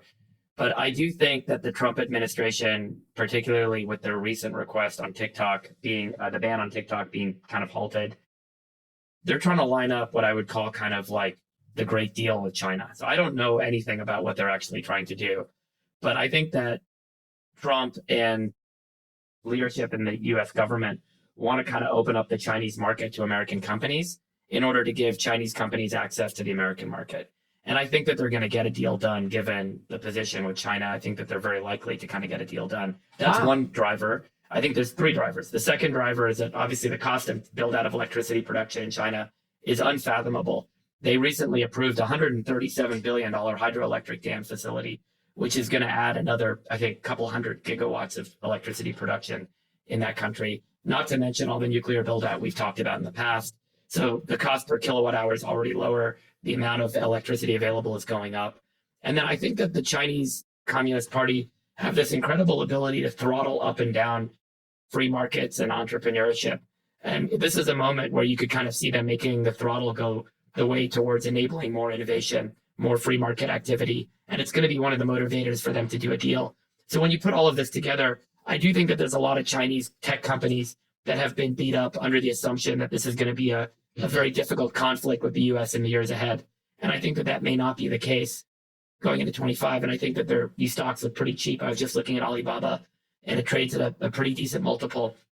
It seems like these stocks could be poised for a pretty good run in 25 if the macro works out. This feels like a contrarian take. I mean, Trump, I don't think is going to find a way to balance the relationship with China very well.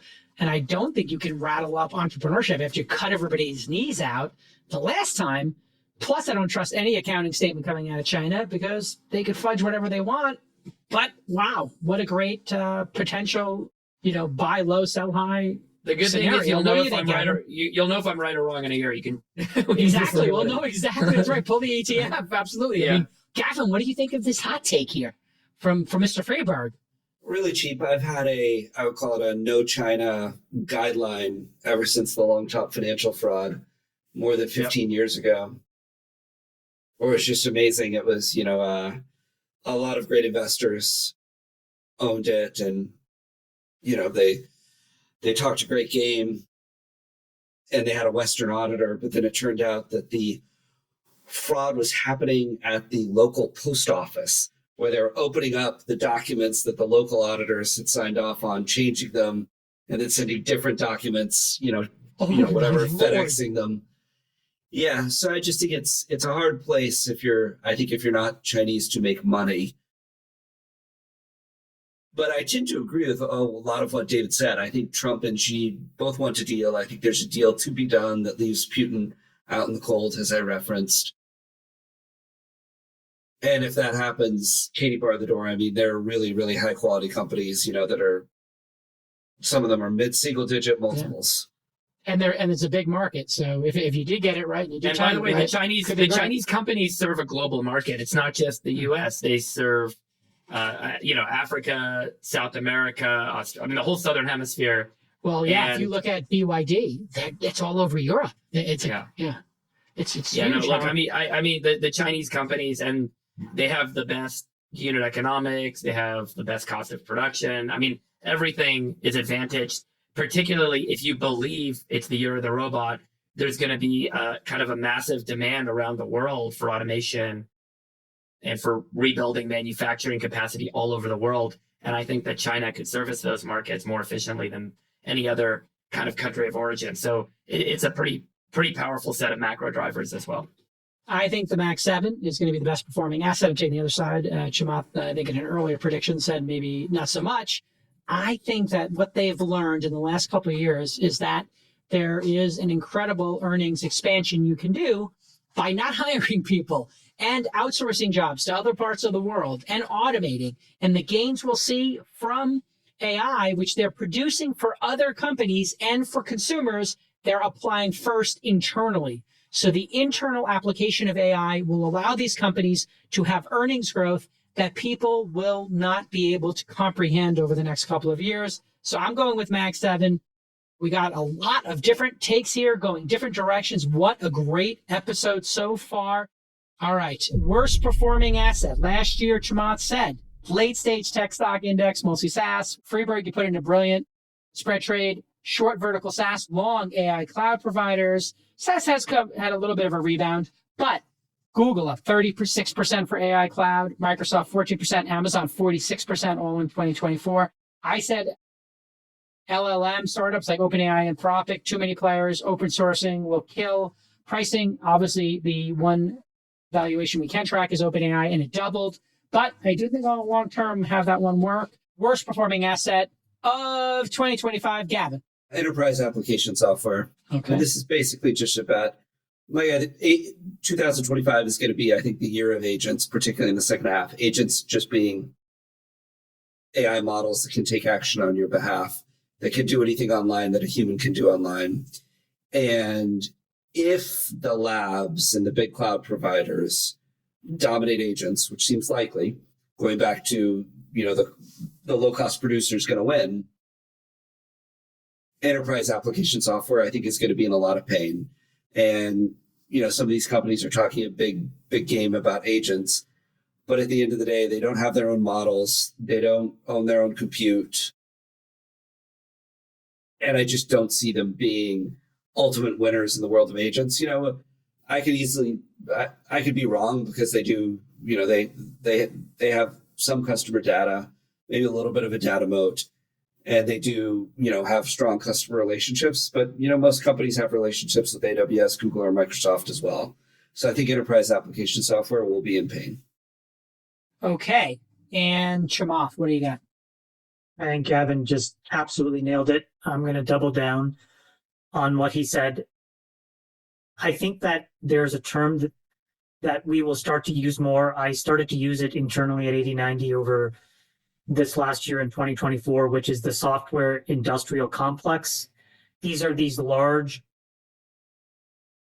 bloated, in many cases, enterprise software companies that effectively have convinced incredible numbers of organizations to spend a tremendous amount of money, essentially wrapping a bunch of heuristics and business rules around a CRUD database. And along with that, what they have perfected really is a go-to-market and sales motion. The golf trips, the steak dinners, we mentioned this before, what Alex Karp railed against. None of those things equate to product value. And increasingly in the world of agentic software and AI, I think that you can rebuild a lot of these workflows in very efficient ways. Mm-hmm. And I think the go-to-market is going to be driven by CEOs and CFOs who start to exert a little bit more pressure on their CIOs to manage spend.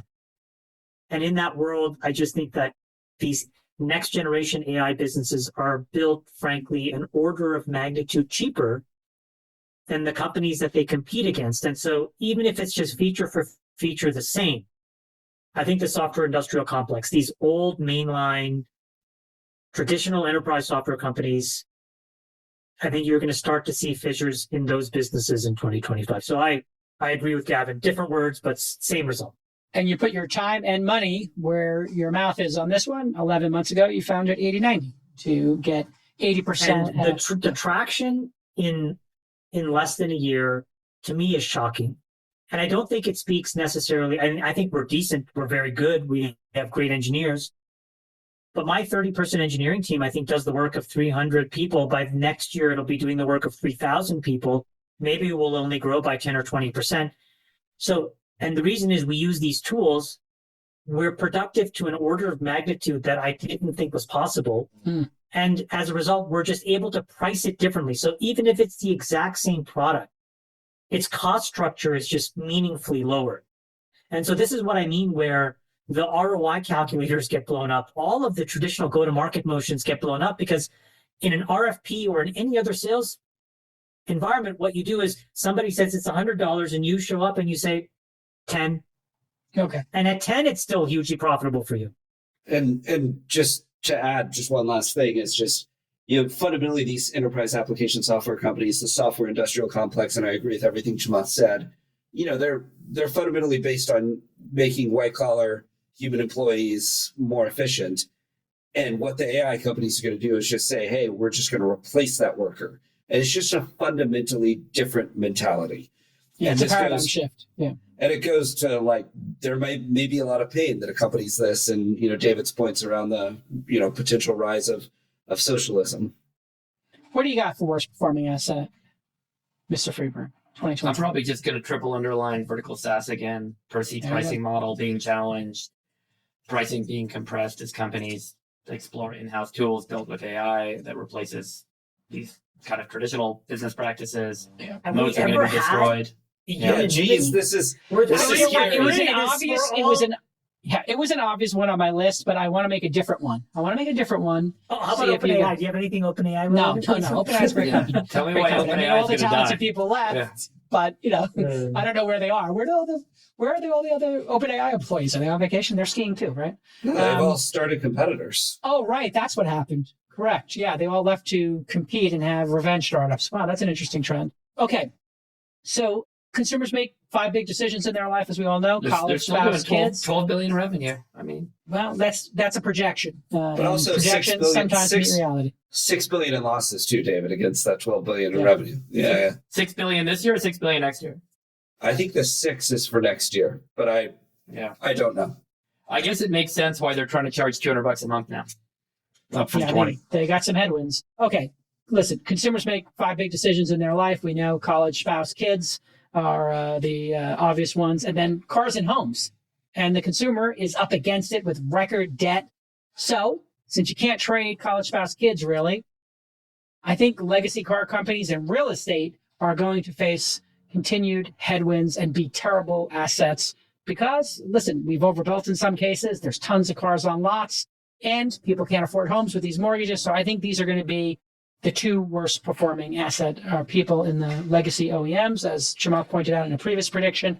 And then I just think real estate is the same. If you look at a place like Texas, 2 years in a row, housing values have gone down. Rent has gone down 2 years in a row. Same thing's happening in other states where they allowed you to build, and people are leaving states where they don't allow you to build. So that's my worst performing asset trade.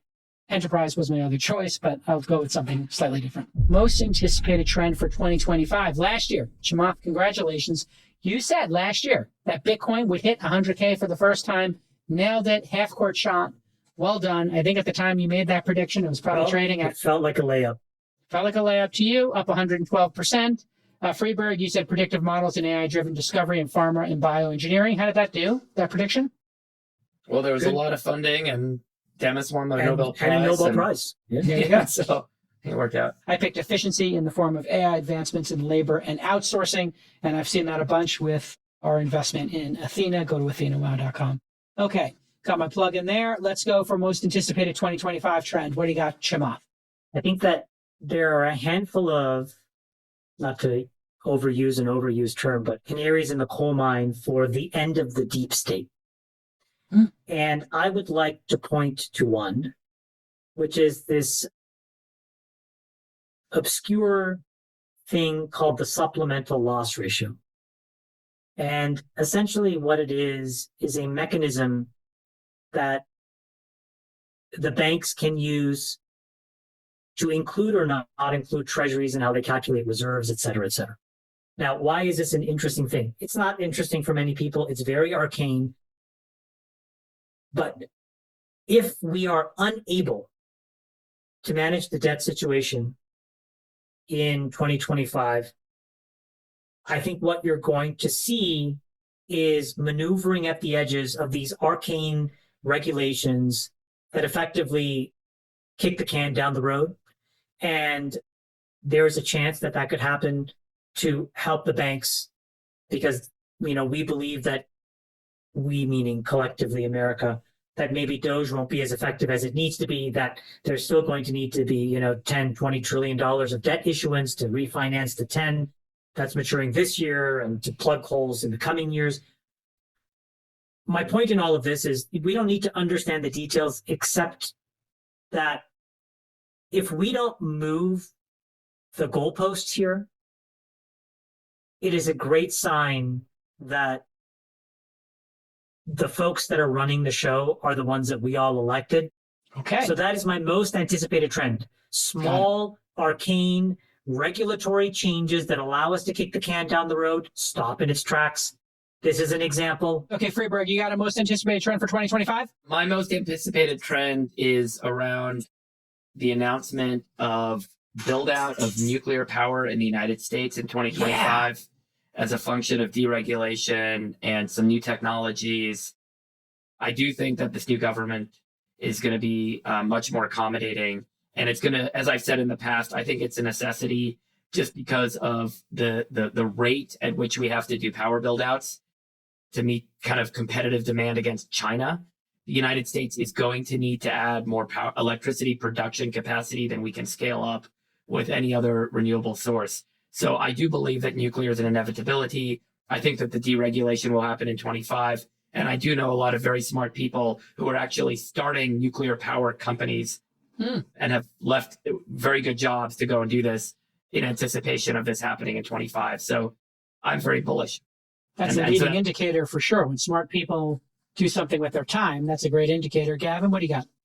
I think AI, and Nick, I sent you a chart. I don't know if you could flash it up, but I think AI is going to make more progress per quarter in 2025 than it did per year in 23 and 24. And the reason is just with with 01 and 03, this is ArcAGI. It's designed, we keep changing the goalposts for the Turing test and AGI. And I'm sure we're going to change them again as we're going to blow through this. And I just think what has happened is we were scaling around one axis, which was pre-training. And then we started scaling around inference time compute. And it's very clear that we have now added a third axis of scaling performance, and that is reasoning. And what this is these models, the internet is composed of answers, people giving answers. And what the models really benefit from is kind of the internal monologue of somebody getting to that answer. And this is, in AI terms, they call it a reasoning trace. And it's one reason, 18 months ago, everybody was like, oh, wow, the more code you train a model on, the better it does, and all sorts of things that have seemingly nothing to do with code. But all code, you see kind of the reasoning, the internal monologue, the thought process, the step-by-step.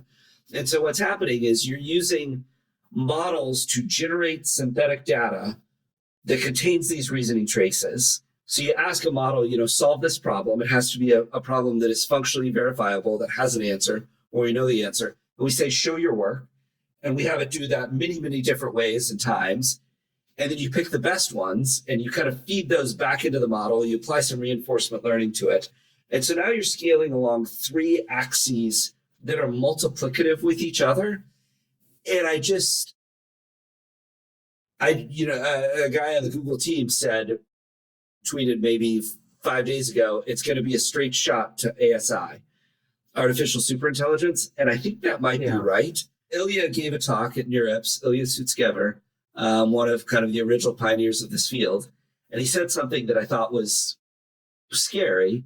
And he said, these models that reason are inherently unpredictable.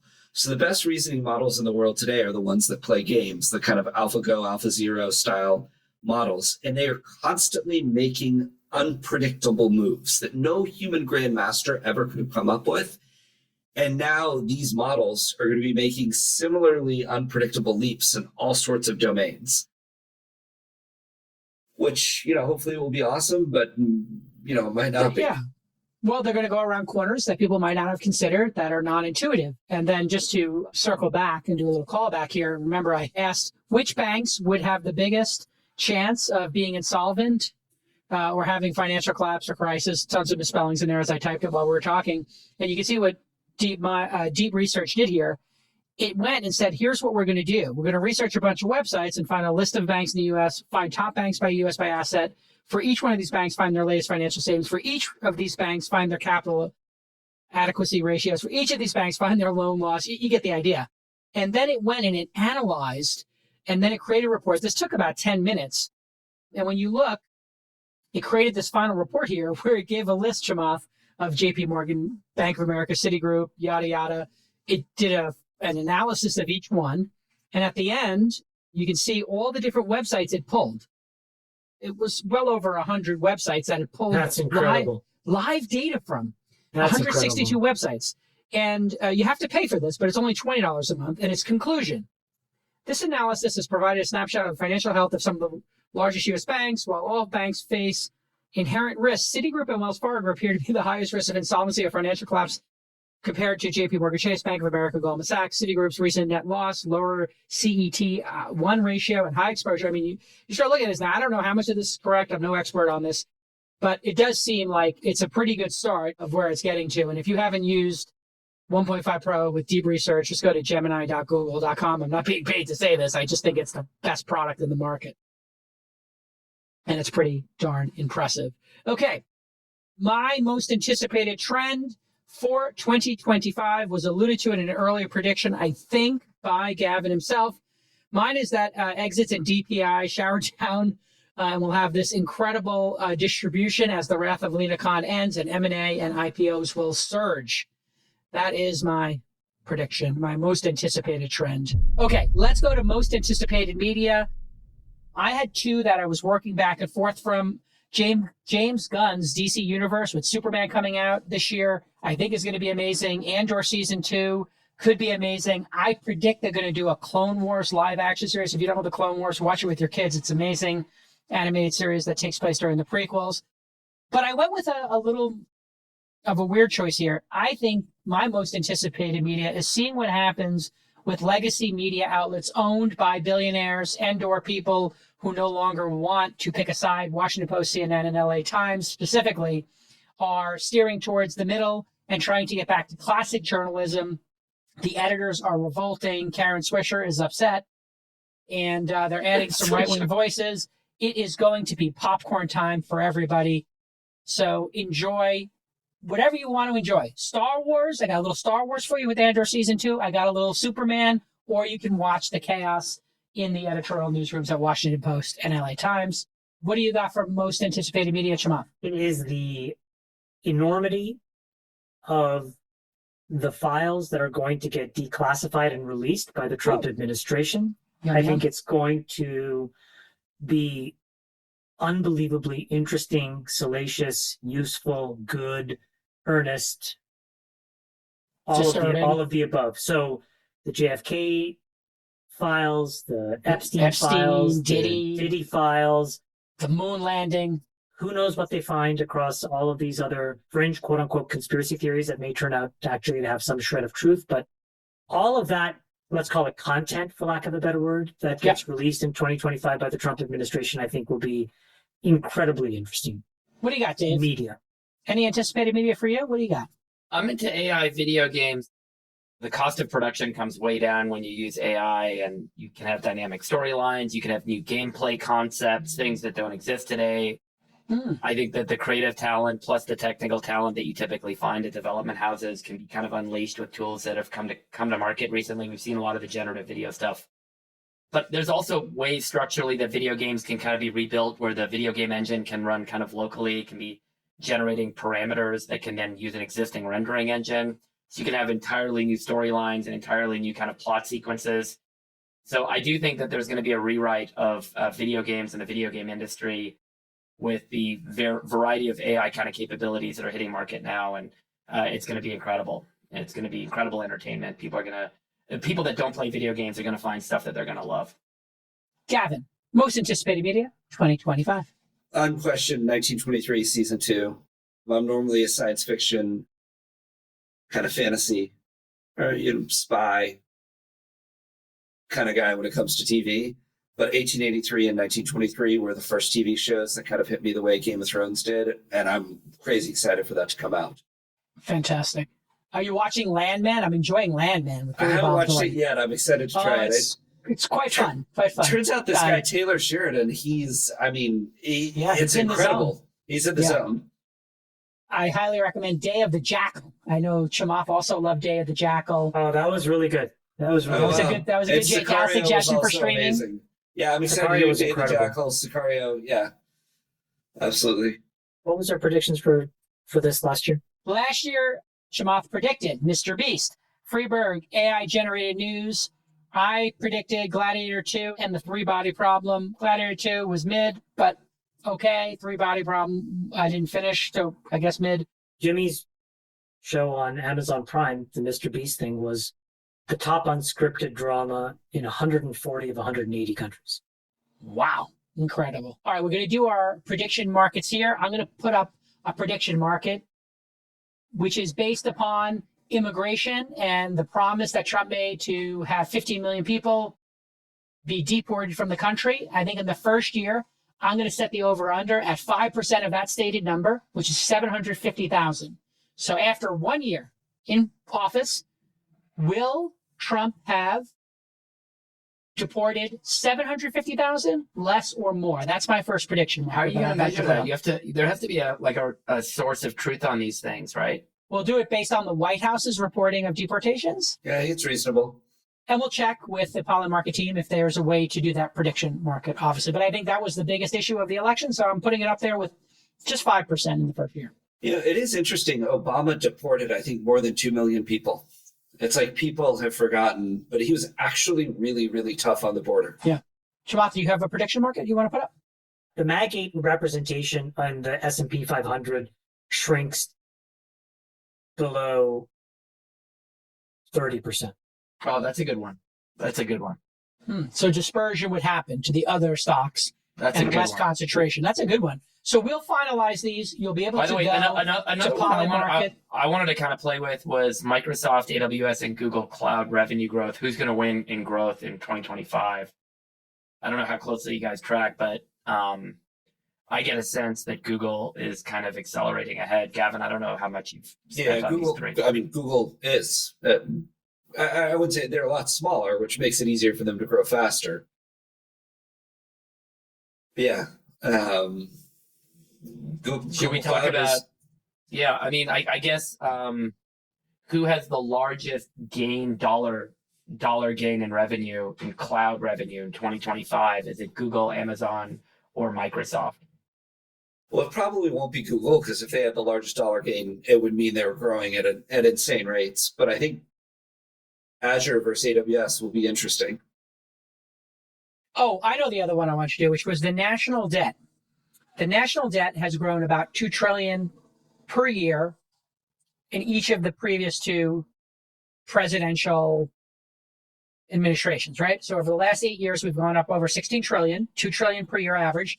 So I'm going to set it at, and Trump said he would not increase the national debt. I'll just set it at the national debt increases 1 trillion in the next year, over under. Is that a good prediction market, or should it be 2 trillion? How would you do it? So what I would do is I would set the federal debt for December, the U.S. Treasury market report on federal debt in 2025, and I would set it at 37 trillion. And so basically, the U.S. Treasury market report December 2025 above or below 37 trillion. It's going to be above. I mean, let's just call it 38 trillion then. Yeah, you want to basically, in order to make this, when you set a line, Dave, it's got to be one where people take either side of it. It can't be everybody takes the over. We'll do the U.S. Treasury market report, December 2025, federal debt above 38 trillion or below 38 trillion. Perfect. Which would be how much added in the year? About 1.5. Yeah. I love that. That's a perfect one. We'll see if he can make he can control the spending, or if it'll just be the same. Gavin, what's your sense on federal debt next year? I think, like most things, it'll take, like immigration, it'll take time to get going. Yeah. It's going to take a little bit of time, but I think they will make progress. By the way, at some point, if I'm here on the All In again, I want to talk about UFOs and the drones. Let's talk about it now. Do it right now. Are you going full conspiracy theorist? Are you trying to get your seat here by being a little more Alex Jones? Do you believe those drones were aliens? What's going on?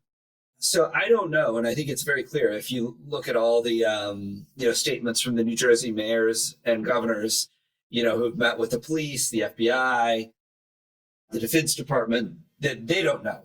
Now, Trump said someone in the government knows what they are. He also said he was not going to go to Bedminster anytime soon, his resort there. I just think over the last, I'd say 8 years, every 18 months, there's a big story in the New York Times, the Washington Post, the New Yorker, the Atlantic, very credible media sources with dozens of interviews with fighter pilots and commercial pilots talking about seeing things with advanced sensors that made no sense to them. And then there's kind of a taboo that went away. There was an article in the New Yorker where they quoted from a bunch of people who were at,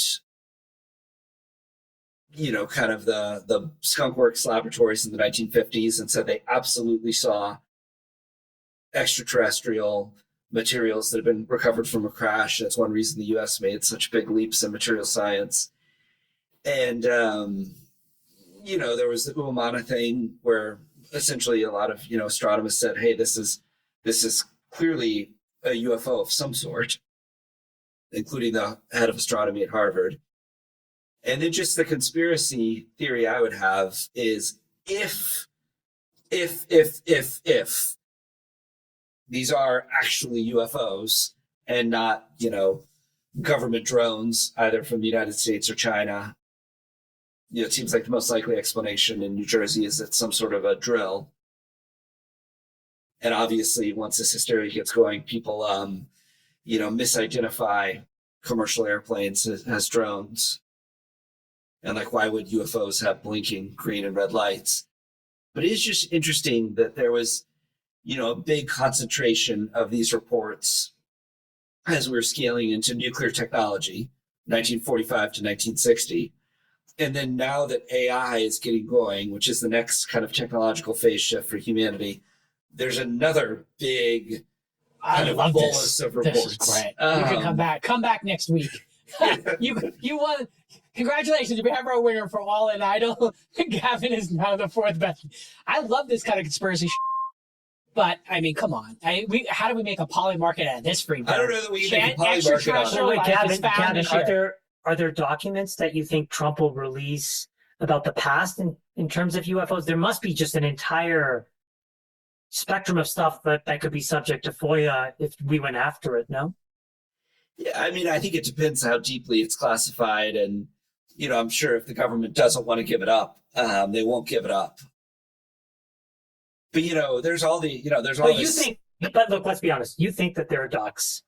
Like there's documentation that the U.S. government has that there are UFOs, that there have been. We just can't explain it.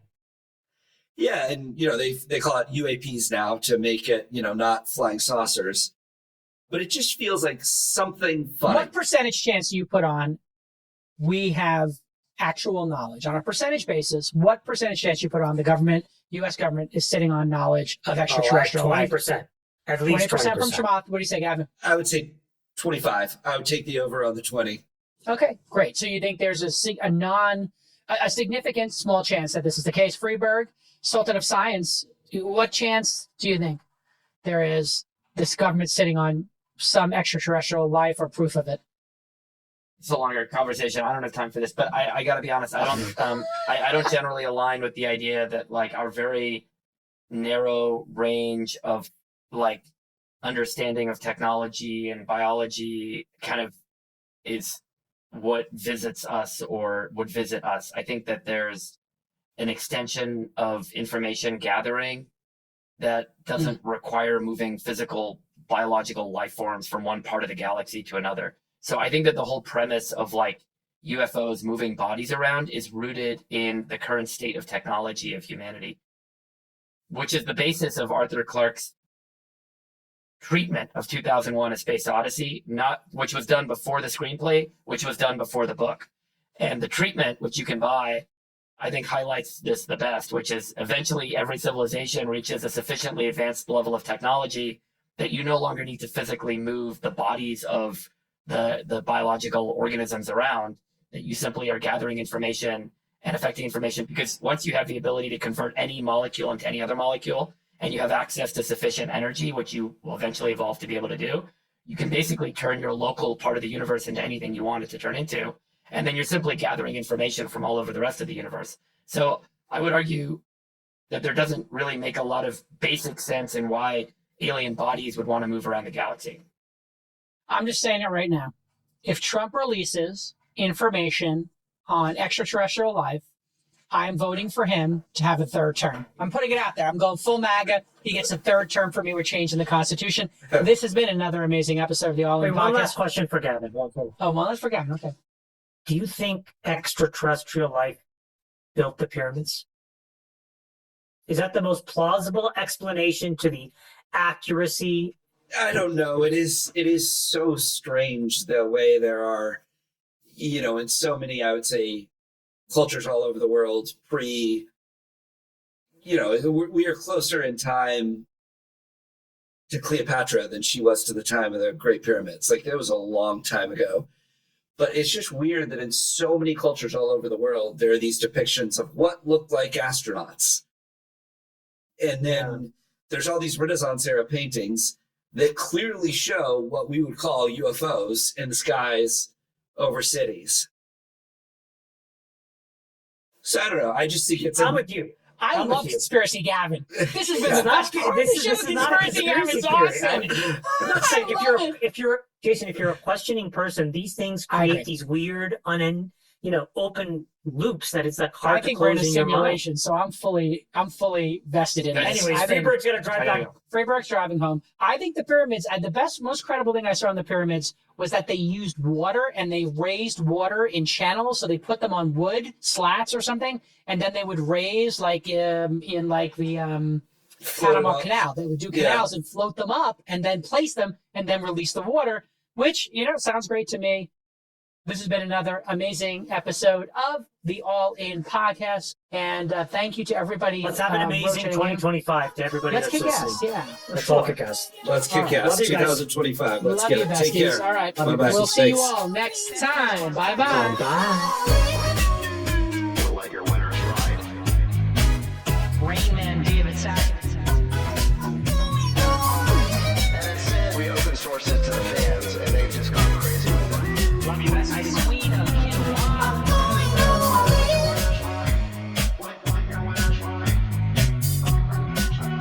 Besties are That's my dog taking a noise. You're driving.